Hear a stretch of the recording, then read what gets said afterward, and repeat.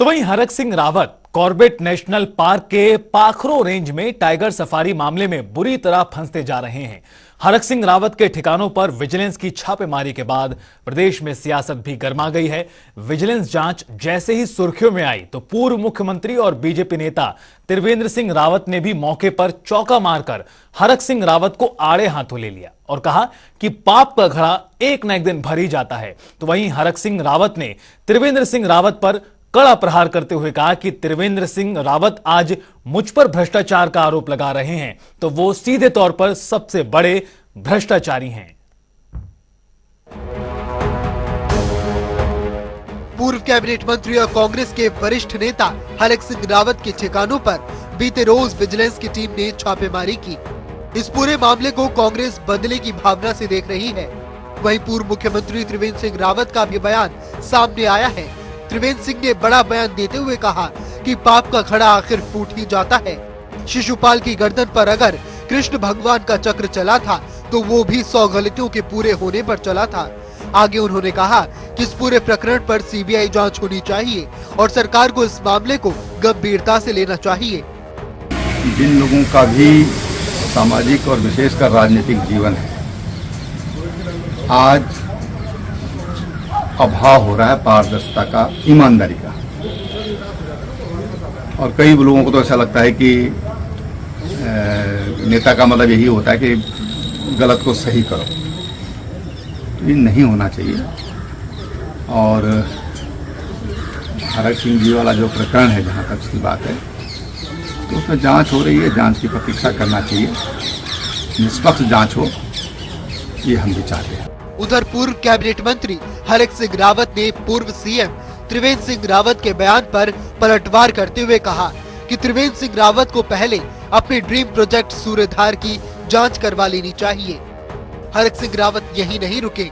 आगे उन्होंने त्रिवेंद्र सिंह रावत पर आरोप लगाते हुए कहा कि त्रिवेंद्र सिंह रावत ने जीवन भर 1 रुपए की नौकरी नहीं की और न ही 1 रुपए का कहीं बिजनेस किया और त्रिवेंद्र की पत्नी प्राइमरी स्कूल की टीचर रही। इसके बावजूद त्रिवेंद्र सिंह रावत ने देहरादून जैसे स्थान पर इतना बड़ा मकान कैसे बना लिया। हरक सिंह रावत ने कहा कि त्रिवेंद्र सिंह रावत पहले अपनी जांच करा ले।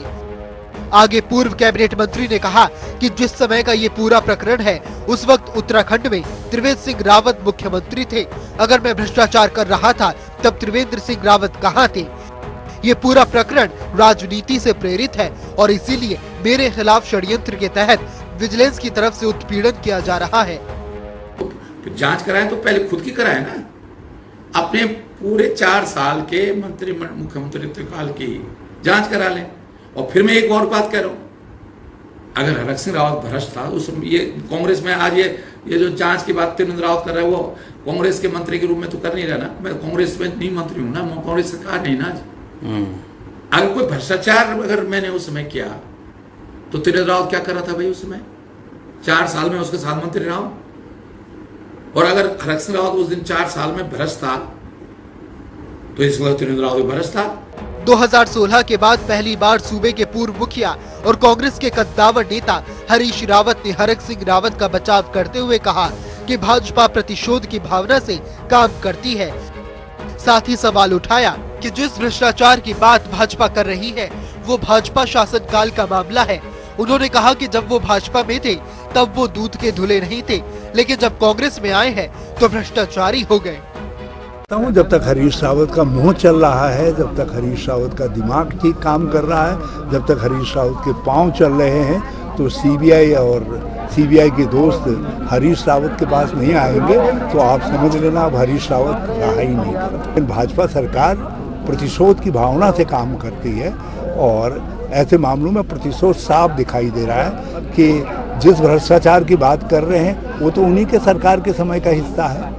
पूर्व कैबिनेट मंत्री हरक सिंह रावत पर आरोप है कि उन्होंने कॉर्बेट नेशनल पार्क में इस्तेमाल में ला जाने वाले जनरेटर, जिसकी कीमत लगभग 78 लाख रुपए थी, उसको अपने बेटे के कॉलेज में लगवा दिया। विजिलेंस ने कॉलेज में मिला सरकारी जनरेटर जब्त करते हुए सहसपुर थाने में जमा कर दिया। विजिलेंस की कार्रवाई के दौरान हरक सिंह मौके पर ही मौजूद रहे। इस पर हरक सिंह रावत ने कहा कि विजिलेंस टीम ने जिस जनरेटर के चलते उनके परिसर पर छापेमारी की, उसे तत्कालीन डीएफओ ने कोविड अस्पताल के लिए दान किया था। हालांकि विजिलेंस की टीम पूरे प्रकरण की जांच कर रही है कि किन परिस्थितियों में उक्त जनरेटर में से एक मेडिकल कॉलेज जबकि दूसरा पेट्रोल पंप तक पहुंचा। इसकी जांच के बाद जो कुछ सामने आएगा वो इस मामले में आगे की जांच की दिशा तय करेगा। वहीं जनता से मिली प्रतिक्रिया में भी मिला जुला रूप देखने को मिल रहा है। कहीं कोई इसे भ्रष्टाचार के उजागर के रूप में देख रहा है तो इसे साजिश के तहत हुआ कारनामा भी बताया जा रहा है। हरक सिंह जी की बात पूर्णतः सही है। जब से उत्तराखंड बना हम आंदोलन में भी गए, हमारे साथी भी रहे, हर तरह के लोग को हमें पहचानते हैं। हमने ये देखा है कि किसी कोई मतलब ऐसा कोई आदमी ये नहीं कह सकता कि मेरा कुर्ता तेरे से ज्यादा सफेद है। भाजपा के जो जितने भी सिस्टम है देखने के, वो साफ नजरिया, एक क्लियर नजरिया है।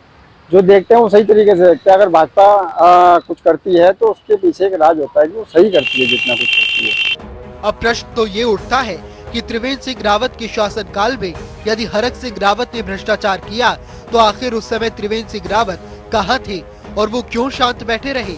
कहीं न कहीं त्रिवेंद्र सिंह रावत को कटघरे में खड़ा करना लाजमी है। ब्यूरो रिपोर्ट, जनता टीवी।